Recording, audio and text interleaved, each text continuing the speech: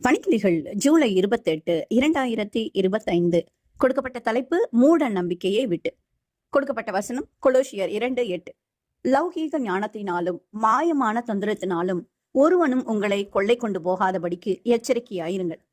ஐரோப்பாவில கால்பந்து captain David Beckham என்பவர் விளையாடுவதற்கு முன் மைதானத்தின் நடுவில் உள்ள புல்லை தொட்டு கும்பிட்டுட்டு விளையாட ஆரம்பிப்பாராம். டைகர் ஹூட்ஸ் என்ற உலக புகழ்பெற்ற கால்ஃப் வீரர் சிவப்பு கலர் உள்ள ஏதாவது ஒன்றை விளையாடும் போது பயன்படுத்துவாராம். சேர்பியா என்ற இத்தாலி நடிகை ஊதா நிறத்தை வெறுப்பாராம். அது அவருக்கு பிசாசு போன்றதாம்.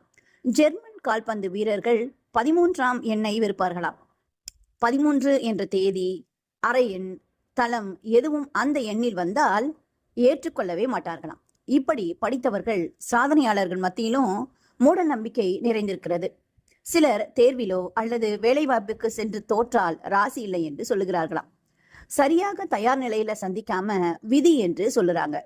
ஒரு குடும்பம் கம்ப்யூட்டர் வாங்கி 2வது மாதத்துல ஒரு விபத்தை சந்தித்தனாராம். அதில் அந்த தாயார் இறந்து போனாங்க. கம்ப்யூட்டர் வாங்கினதால் தான் அம்மா இறந்து போனார்கள் என்று பிள்ளைகளுக்குள்ளே நம்பிக்கை உண்டானதாம். இன்னொரு உறவினரும் கம்ப்யூட்டர் வாங்கி 2வது மாதத்துல இறந்து போனாங்களாம்.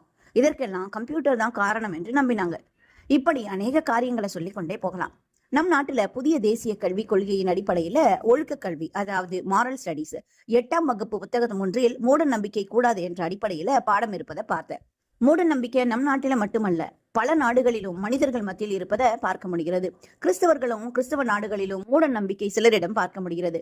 வேதத்துல இசைக்கியாவின் மகன் மனாசே தன் மகனை நீ மிதிக்க பண்ணி நாள் பார்க்கிறவனும் நிமித்தம் பார்க்கிறவனுமாயிருந்து அங்ஙனம் பார்க்கிறவர்களையும் குறி சொல்லவர்களையும் வைத்து கர்த்தருக்கு கோபம் உண்டாக்கி பொல்லாப்பானதை செய்தார். மோவாப் ராஜா வெற்றிக்காக தன் மகனையே வெளியிட்டான். சவுல் ராஜா அங்கனம் பார்க்கிற ஸ்ரீயின் இடத்துல மாறு இடத்துல போய் தனக்கு குறி சொல்லும்படி கேட்டான். இப்படி தேவ ஜனங்களிடத்துல மூட நம்பிக்கை இருந்தது. இது காலம் காலமாக உள்ள மூட நம்பிக்கை. இதை எதிர்க்க தன்னம்பிக்கையும் தேவ பக்தியும் வேண்டும்.